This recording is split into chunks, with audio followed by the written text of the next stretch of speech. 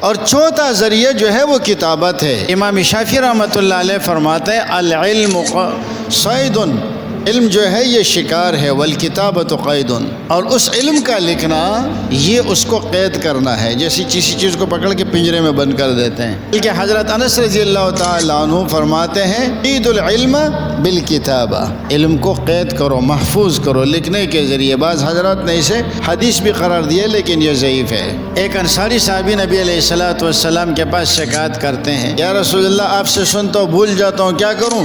آپ نے فرمایا استعن بیمینک، اپنے دائیں ہاتھ سے کام لو، یعنی لکھو۔ حضرت انس رضی اللہ تعالی عنہ، حضرت ابو رافع رضی اللہ تعالی عنہ، ان حضرات نے آپ سے اجازت مانگی، آپ نے اجازت دے دی۔ بلکہ حضرت عبداللہ ابن عمرو ابن عاص رضی اللہ تعالی عنہ فرماتے ہیں نبی علیہ السلام جو فرماتے تھے میں لکھتا تھا، اور مجھ سے قوم نے کہا کہ آپ ہر بات لکھتے ہیں، نہ لکھا کرو۔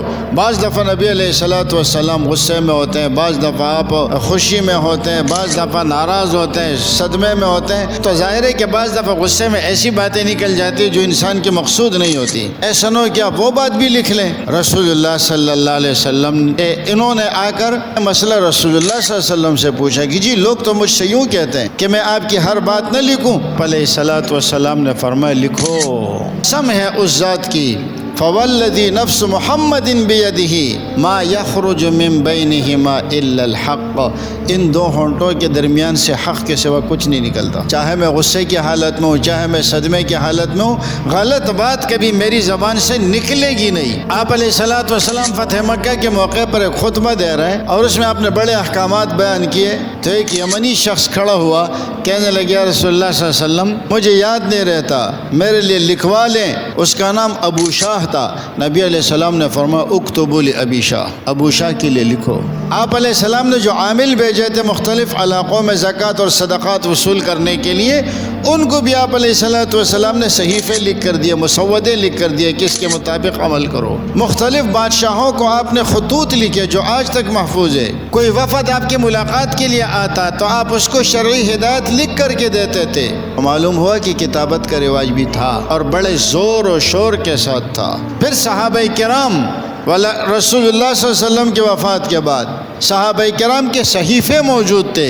حضرت ابو ہریرہ کا صحیفہ، حضرت انس بن مالک کا صحیفہ، حضرت علی رضی اللہ تعالیٰ عنہ کا صحیفہ، اور اس طرح حضرت جابر ابن عبداللہ، حضرت عبداللہ ابن عباس، کئی صحابہ کرام کے صحیفے موجود تھے کہ جن کو نبی علیہ الصلوۃ والسلام نے لکھوایا یا انہوں نے نبی علیہ السلام سے سن کر لکھا۔ اور پھر حضرت عمر ابن عبدالعزیز رحمۃ اللہ علیہ کے دور میں پہلی صدی کے آخر میں جب صحابہ کرام 4-5 صحابہ رہ گئے، باقی کا انتقال ہو گیا، تو حضرت عمر ابن عبدالعزیز نے خطوط لکھے کہ بھائی اب تم لوگوں نے حدیثوں کو جس کے پاس جو ہے اس کو جمع کرنا ہے، اکٹھا کرنا ہے۔ اور پھر اس زمانے میں تدوین حدیث ہوئی۔ امام شعبی رحمۃ اللہ علیہ کو خط لکھا، امام شعبی اور ابن شہاب زہری وغیرہ، تو ان 2-3 افراد نے مل کر کے وہ مسودے تیار کیے۔ اور پھر اس دوسری صدی ہجری میں کئی ساری کتابیں لکھی گئی، لیکن یہ جو ہماری صحاح ستہ وغیرہ ہے اس کی کتابت پھر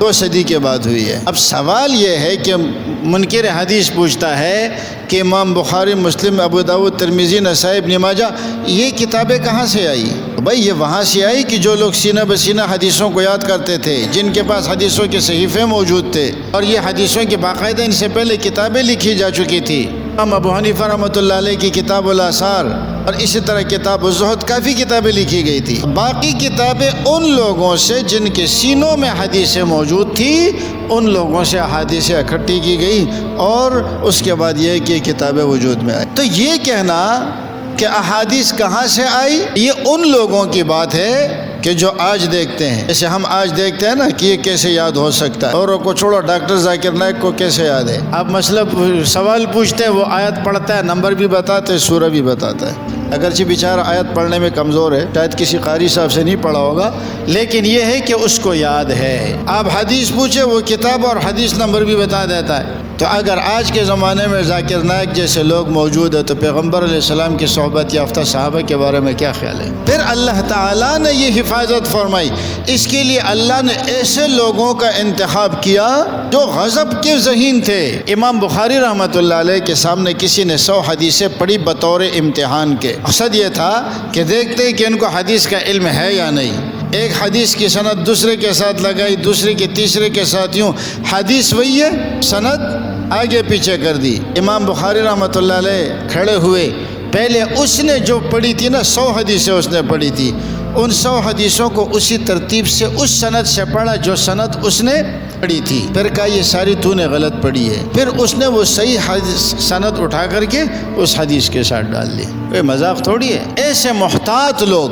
امام ترمذی کے بارے میں آتا ہے، امام ابی عیسیٰ ترمذی رحمۃ اللہ علیہ کہ ایک مرتبہ وہ سواری پر سوار تھے، ایک جگہ سے گزر رہے، نابینا ہو چکے ہیں، ایک جگہ سے گزر رہے تو ایک درخت ہے، درخت نہیں ہے، گزر رہے، ایک جگہ پہنچے تو سر نیچے کیا ایسے۔ کسی نے پوچھا حضرت یہ سر کیوں نیچے کیا؟ فرمایا یہاں ایک درخت ہے، جب بندہ گزرتا ہے سواری پر تو اس کا سر اس کے شاخوں سے لگ جاتا ہے۔ انہوں نے کہا یہاں تو کوئی درخت نہیں۔ فرمایا ادھر ہی رک جاؤ، اگر یہاں درخت نہیں ہے تو میں حدیثیں بیان کرنا چھوڑ دوں گا۔ اس کا مطلب یہ ہے کہ میرا حافظہ کمزور ہو گیا ہے، اب میں حدیث بیان نہیں کر سکتا۔ لوگوں کو برابر والی بستی میں بھیجا، انہوں نے کہا بالکل یہاں درخت تھا جو کچھ عرصہ پہلے کاٹا گیا، وہ سواروں کے سر پہ لگتا تھا۔ ایسے لوگ۔ اور احتیاط اس قدر کی، امام مسلم رحمۃ اللہ علیہ ایک استاد سے سبق پڑھنے کے لیے گئے، انہوں نے اپنے گھوڑے کو اشارہ کر رہا اور دامن کو یوں، جیسے کہ اس کے دامن کے اندر کوئی دانہ وغیرہ ہے نا، تو یوں کر رہا اس کو دھوکہ دینے کے لیے تاکہ یہ آ جائے اور یہ سمجھے کہ میری جولی میں دانہ ہے۔ تو آپ نے اس سے پوچھا تیری جولی میں دانہ ہے؟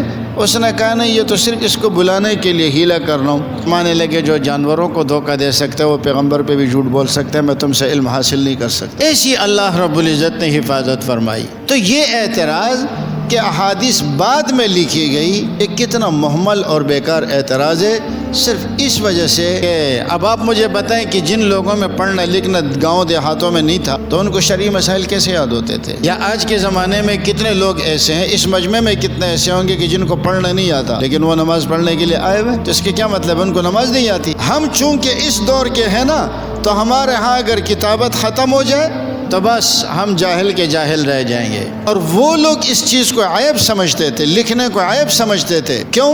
اگر یہ میں لکھوں اور مجھ سے گم ہو گیا تو میں تو جاہل رہ گیا، یا میرے لکھے ہوئے میں کسی نے کوئی تبدیلی کر لی تو اس میں تو نقصان ہو جائے گا۔ وہ لوگ لکھنے کو عیب سمجھتے تھے۔